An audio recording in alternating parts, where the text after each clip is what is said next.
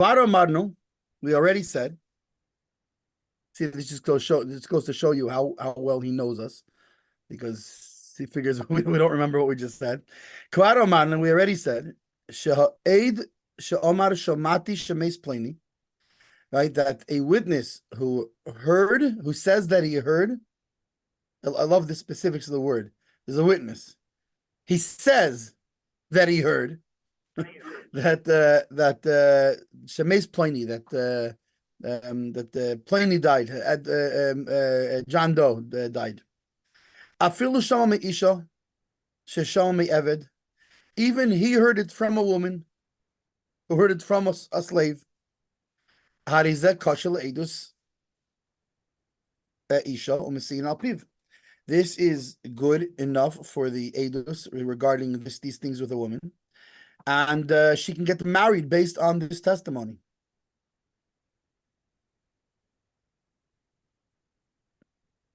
Hagar, okay, fine. We did say that, but he actually does add an extra thing here, because in the last sif, he didn't clearly say that it could be more than one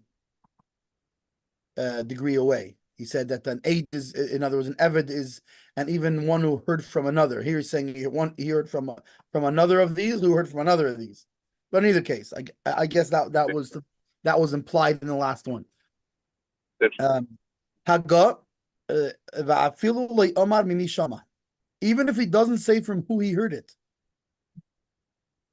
Ella Omar Stam Sheshama. Just he says Stam. I heard from a lady.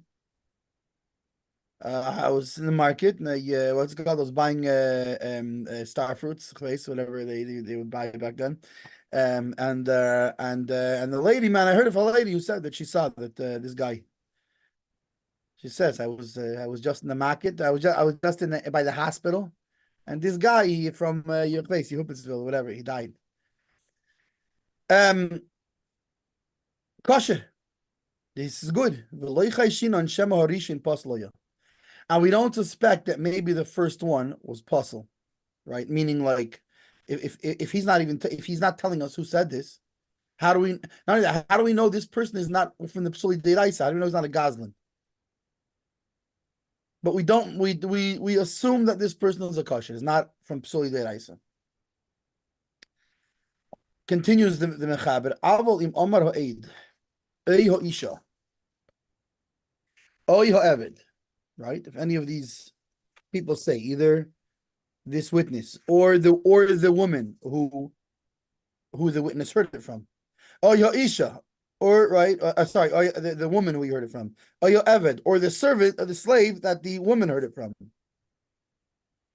Meis pleni ve'ani ro'isiv shemeis, and I saw him that he was dead. Well, I guess this is assuming they're in front of us right now. We ask this person, how did you see? And how did you, and with what did you know? And I'm sorry, and how did you know this?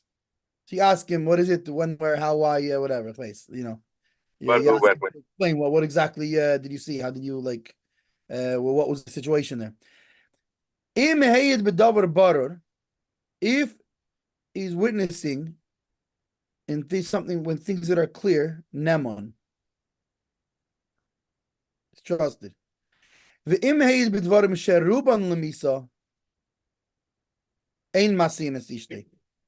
However, what if he saw something that mistame died? I saw him. Was he dead? No, he wasn't dead, but he had an arrow in his chest.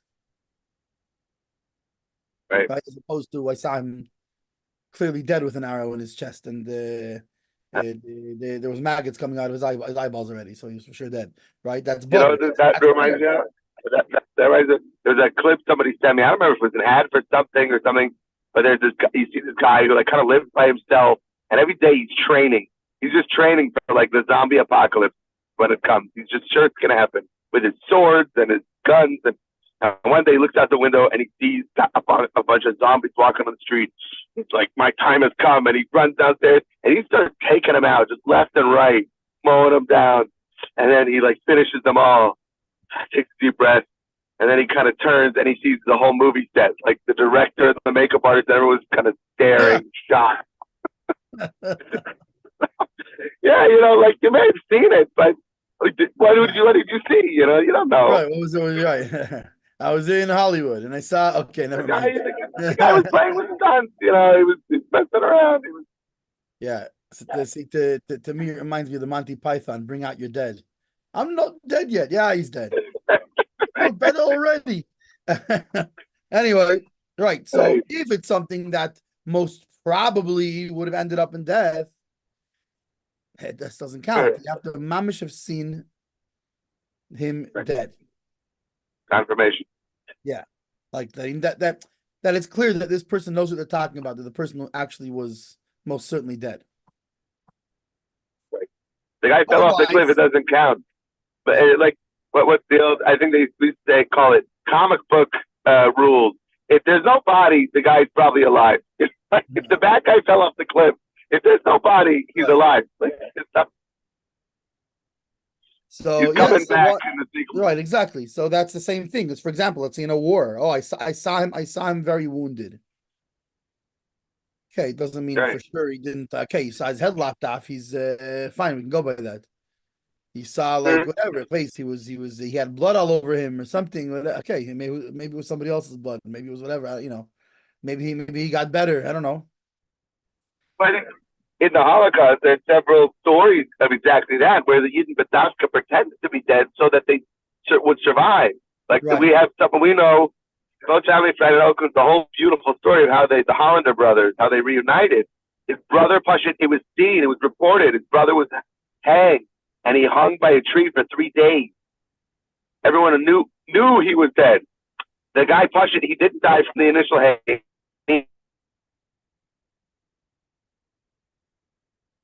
Neck, but no one else noticed, and he stayed like that for 3 days, until it was safe for him to reach up, take the noose off, and run to freedom. And it was a whole story where for years they thought the other brother was dead. It wasn't just one person. Everybody saw. Everybody saw that, not these other Yidden who were marched up to the camps. They saw it, that he was there for 3 days. Yeah, but then. And it's a whole beautiful thing. There's some television show reunited them by surprise. It was a beautiful story. Yeah. They were able to connect because of a television show. It was a whole thing. I'll tell you later. But yeah. Anyway, so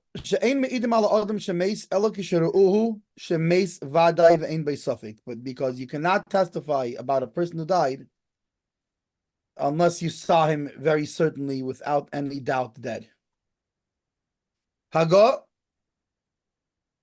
Shama Kil Mekaninis. He heard like a voice of rumors. Sheizkiruhu Bein Amesim. Or I don't know, it's something else. Mekaninis. What's Mekaninis? Mentioned? It sounds like it's almost obituaries or something like that. Oh, interesting. 1 second. Let's wrong thing. My phone is better because it has a Lashon keyboard. Mentioned amongst the dead, like the. Yeah, I think it's like obituaries, something like this. Makes sense. Yeah, let's look it up.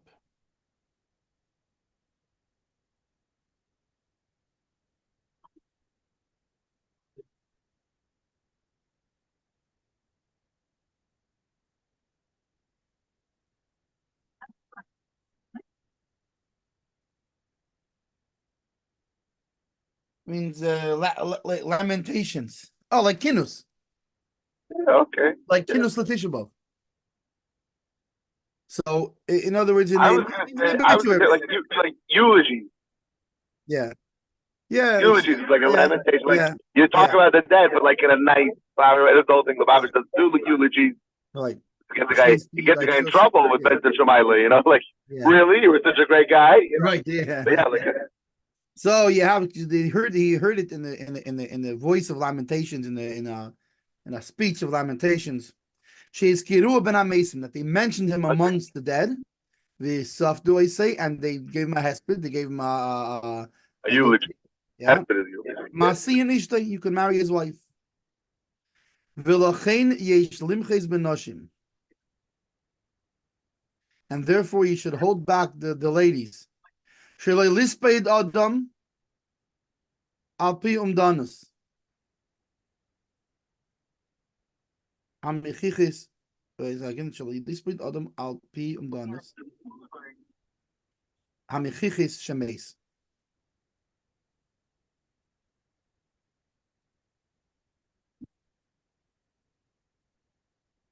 Sorry, I'm just picturing this guy going, "Stay back, ladies, one at a time, one at a time." Right. So, well, I guess maybe because women are perhaps more emotional, and therefore they're more when they hear about somebody dying, they'll they might be want to lament and eulogize but basically it means like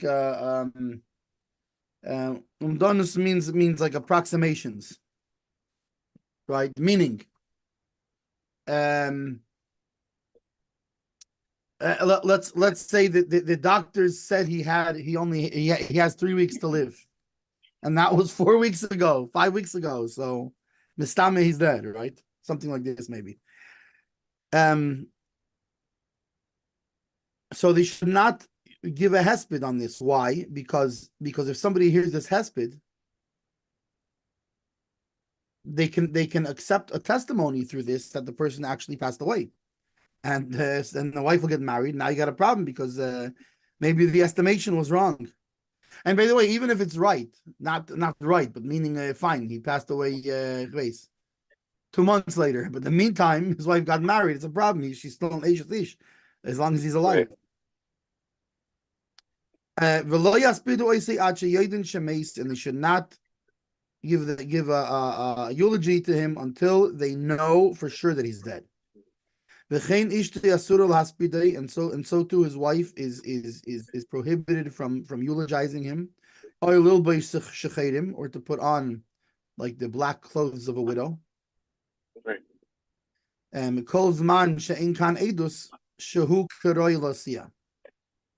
As long as there is not a proper edus, a proper testimony that he actually is allowed to marry her, meaning a proper testimony that he in fact died. And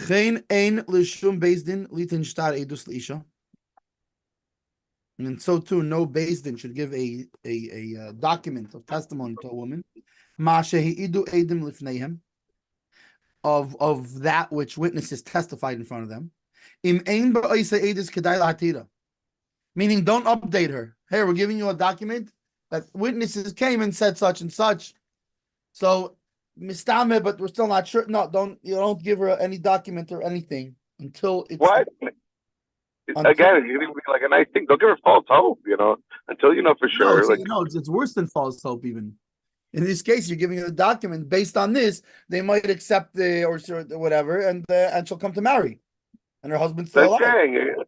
You're gonna it's only gonna cause problems, and she might. Oh, that's for sure. Also, but mitzad this they're talking about because it might mislead her to They'll get remarried.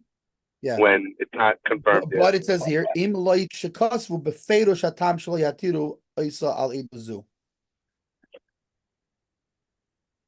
Unless they write very specifically, explicitly, that it's not a good edus, and this is why, whatever. And that's in that self-same document, right? The chayshina de kalkulmi based in shein momchim that we worry about going bad because of a beis din that's not properly that aren't experts in this area. Okay, chelkas mechikik. Kvar amarnu shoheid omar shamati etc. I'm bekuntis agunis and tamtes kumachas. Fine, that's it. Leichai Shinon says Veishmuel. We don't worry about that. Maybe the original person was apostle, since we don't know who it is. Kain calls with Arkimesha b'shem Tshuvas Binyamin Zev. B'shilti kibedim sefivamis pasak the shaylin eitzei shema shama mimida inir lohid. that he says that even so we do ask him. Meaning it's not we don't ask him at all. It's if he doesn't know who the guy was, it's still kosher. But we do ask him and try to determine who the person was in case the person wasn't. Now, if we cannot determine it, that's different. Then we go with the assumption he was kosher. But we do try to clarify that. No, let's go first of all. Yud Zayin the Beishmul. So we ask him, how did you see it, and what was the situation, right? Af al gav, even though im amarish the shama me acher in anu yedem mimi shamarishin, right? Even though if he heard from somebody else, and we don't know who the other person, who the first person was, ein don in efshar mishi efshar. You don't. The halacha is not the same when it's possible as when it's not possible. Meaning, in the case that you can't clarify it, it's kosher. But in the case that you can clarify it, you have to clarify it. Right? It's not, wait a second. If he heard from a second person and he doesn't know who it is, it's kosher. So he himself, what do we need to ask him questions from? He said he saw him dead, finished. Nope. In the case that you can clarify, you do clarify. In the other case, we accepted it without clarification. That's only because it wasn't possible. They say that whenever it's possible to ask him, we ask. Even though you don't need, there's like there's a specific way that generally witnesses have to be cross-examined and ask questions.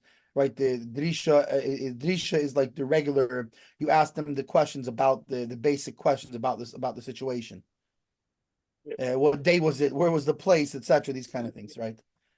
And if obviously if him or whether he doesn't know, or whether he says one thing and the other witness says something else, then it's a problem. Then it's lakira, which is the what do you call it, the cross-examination type of thing. And even though by this edus that's not required. Like, for example, if he says I was I don't know, it was like about 2 months ago. I don't remember. I just don't remember what day it was. It's fine by this sort of edus. Mikol makim tzrichim lishol eich yodah. We still have to ask him to at least whatever he does remember to clarify. There shouldn't be something off over there. Ken kosva magid. V'nira im amar sheshama sheshaylim leigam kein mimi shama. And so it would seem that if he heard from somebody else, we don't just say, okay. Now, if he doesn't know, right, before it said, omar, right, even though he doesn't say, right, fine, but maybe over there he doesn't say because he doesn't know. He was, I don't know, I was in the shul, in this place, and he said, this guy from Pittsburgh named such and such came, and he was here, and all of a sudden in the middle of shul he got sick, and the next thing you know, he was dead, right? I'll ask him who to. Now I happened on my travels to be in Pittsburgh, where the guy's from, and I hear that they don't know what happened to this guy. Well, I happen to know. I overheard from. I was in the shul, and the guy said, "Who was the guy?" I don't know. It was one of the guys who was who came to the shul. I don't know what his name is. So fine. However, if he does know, we still ask him. It's not. I heard from somebody. Okay, great. No, wait. Who did you hear from? It was just a guy in the shul. You don't know who he is. Fine. But we still ask him. We're still trying to be mavar whatever we can. What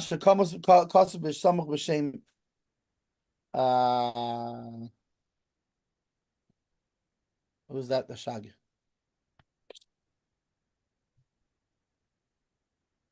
Like the Shir Gimel says. Maybe Shaigoin. I don't know. It could be Shaigoin. He's one of the Gainim. Anyway. The ha actually levared because you're able to clarify, so you have to, right? So that the Haggah says that if he says stam a person, he doesn't say who. It doesn't mean because he's unwilling to say who. It's because he's unable to say who. He has no idea who the guy was. It was some guy in the shul there.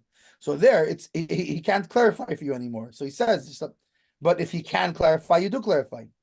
Even though at first glance, when you look at his lashon, it almost sounds like what he's saying isn't like he doesn't want to say. I just heard from somebody. I don't want to say.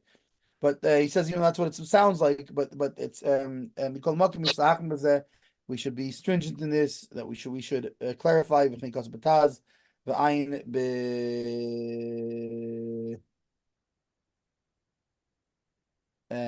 summer simple damates. I'm giving some other places on the same lines. Sheyodim. Next thing. Sheshama the Chelkas Mechekik. Sheshama Kollel Mekainunis. Mekainunis got a scene of activity. Magid Mishnah. Bezel Sheni Besefil Husgerishin din test with the Sefta Afilu Shama Kollel Mekainunis. Shemazkir Bein Hamesim Ein Eidos Gedoyle Mizu Ad Kan Sheni. So that if he hears the being publicly announced or whatever between the dead, so there's no bigger testimony than this. I'm not sure why it doesn't say. Fine, that is hey, vav. Bishas hagzeira.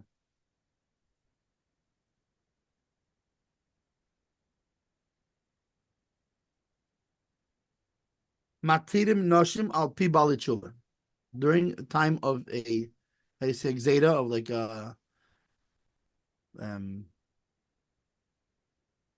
what's the good word for gzeda? Like a bad something from the decree, but yeah, but it means not just right. It means which they're talking about like a government decree against the Jews. But it means I guess the same. Like in other words, it would also like during like the times of the Cossacks and things like this, and meaning during times of danger. I think a better way is during times of like dangerous times for the Jewish people. Harry. So we allow we are matir noshim. We allow noshim through the word of Bali Tshuva. Now, just to be clear here, he's not talking about that about Tshuva can't give testimony. And in fact, we know even a person who was originally kept everything and then went off the way and became an evil person and came back. He can actually do, and even mamish testimony in a basement is no problem. What he's talking about, Mistami, here is he's talking about people who were like who converted to Christianity and this kind of thing, and then they came back to Judaism or something of that nature, right? Because that's a usual thing during the times of Exeda, is back then, where it wasn't just they were trying to kill them, they were trying to like convert them, and like the Inquisition, things like this. Oh yeah, he says it clearly. The Haggah explains it. Shema idim mashera ubish. So here's what it is. This problem with Eidos is right. There's a thing that when did the thing begin and when is he testifying? Let's say somebody who was a Goslin, right? And he did tshuva. He saw something from before he was a Goslin. It's okay, being that he started out not puzzle and now he's testifying not puzzle. It's okay. But what if the thing he witnessed was during when he was a Goslin? His testimony is no good. Why? Because at the time he witnessed it, even though at the time he's giving the testimony, he's a kosher, but at the time he witnessed it, he wasn't. And he has to have both witnessed it and give over the testimony. I think it's like something like matchilin v'gein and b'kashus, something like that you begin and end in kashus. However, so basically what he's doing here is he's giving a special license, so to speak, a special exclusion. Because usually a shemad who's about tshuva, he can look. See, I said about tshuva and a bunch of balloons popped up. Usually a shemad who's about tshuva. If what he saw during when he was a shemad is no good, he can't give testimony on. Because during that time he was puzzled, the time he witnessed it. So, however, during the times of Exeda, I guess we say that it's not really from his own, even though he wasn't supposed to, he should have given his life rather than Shemad. But at the end of the day, like, we understand. It wasn't, it wasn't by his own choice or whatever. Anyway, so mamidim masherau b'shas hashmad, that we uphold what he saw during the time he was converted. Afal pishe miru daiton, even though they were heretics against their faith. Mikeach einis, from being forced.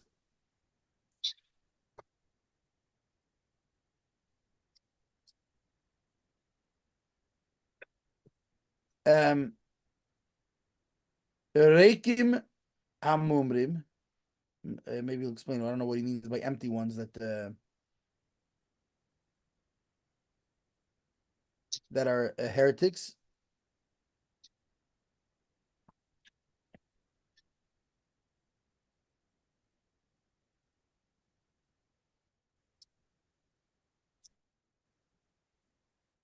I think here he's talking about perhaps people that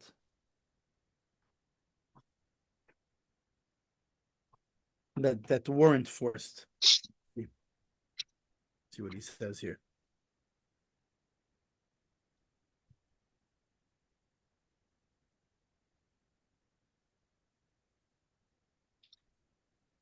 Oh, there's an easier way to do this.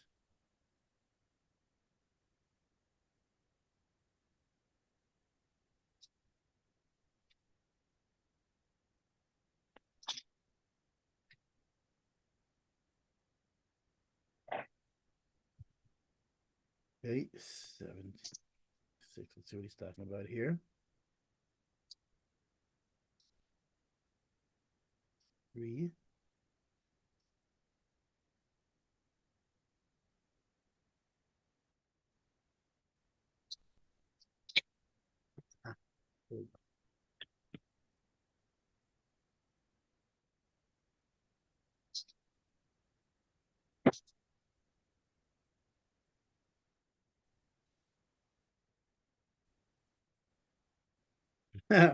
This I think the English is even worse than I think I understand more from the Lashon HaKodesh than from the English.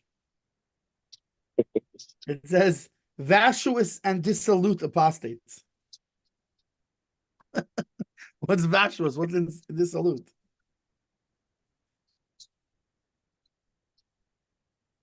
Too fancy.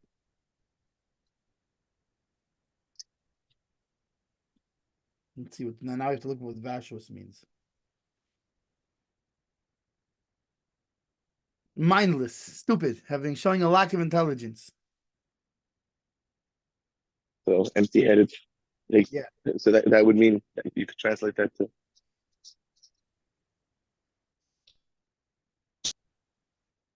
What's dissolute?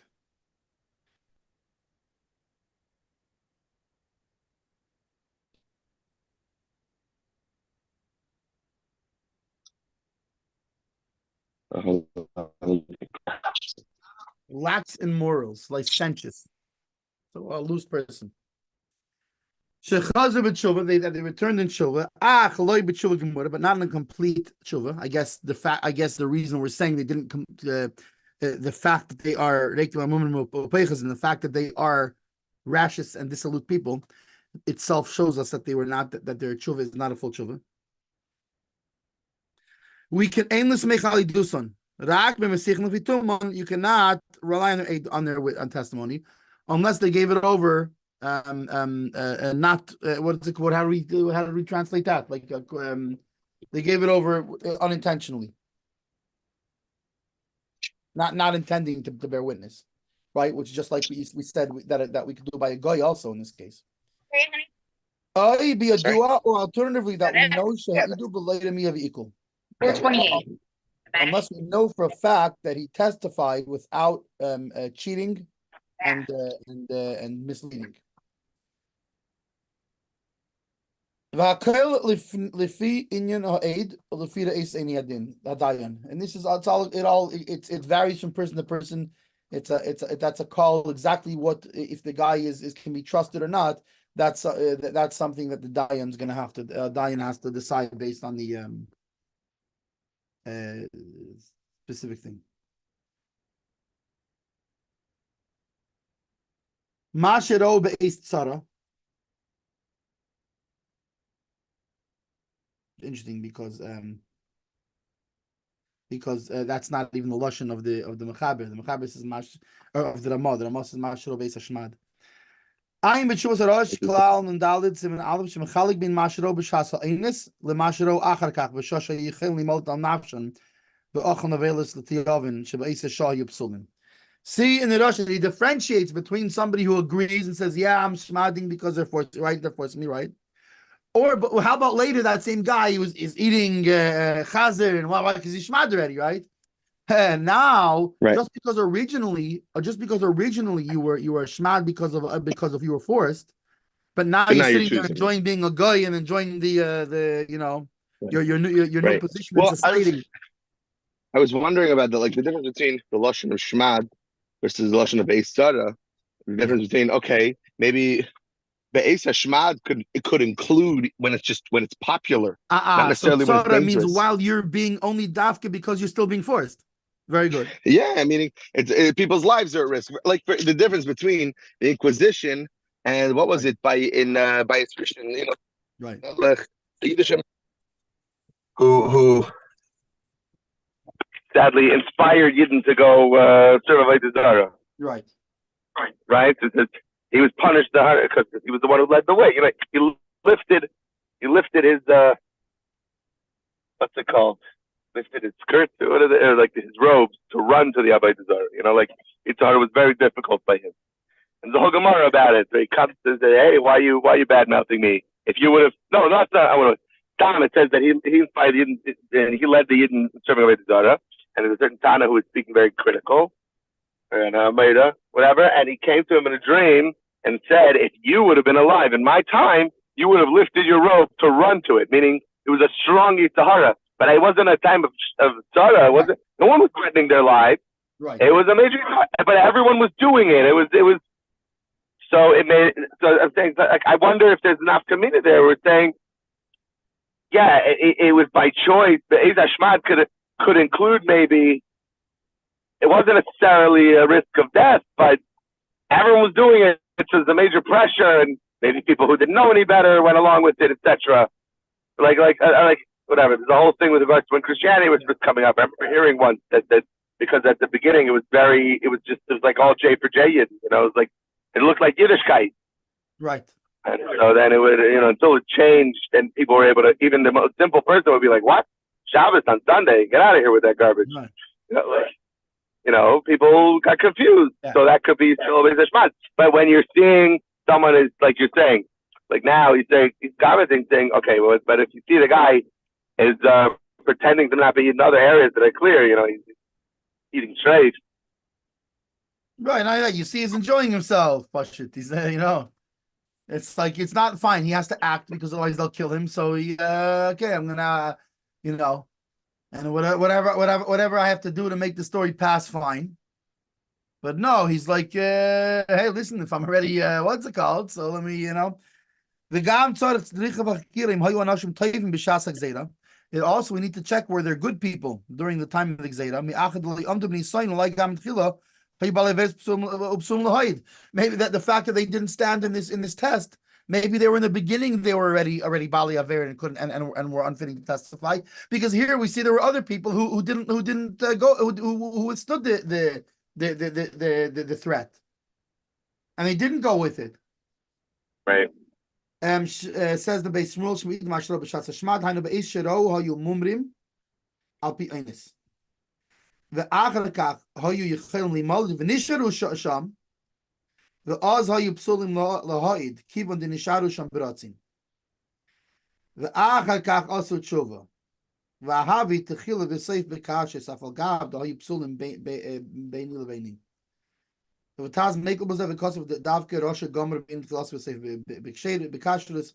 basically he's saying this is meaning that when we see when is it b'shas hashmad that when he witnessed it, then that's only when it was by force. But if like he could have then come back and he stayed there, then he can't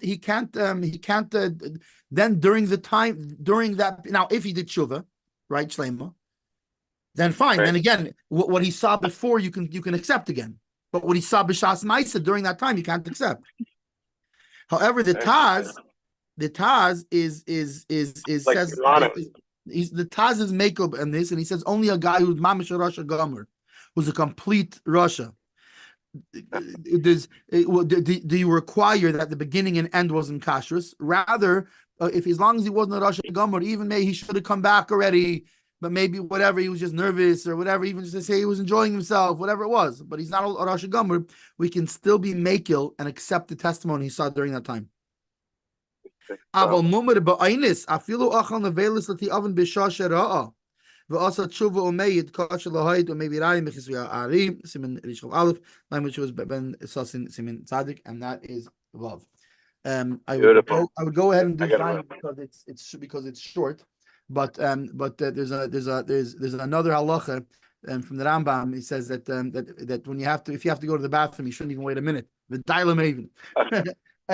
I could be available a little bit later. Picking up my brother-in-law. Well, a little later. Okay. Anyway, I'll be in touch shortly. As soon as I take care of these halachas that have to be taken care of, and then we'll figure.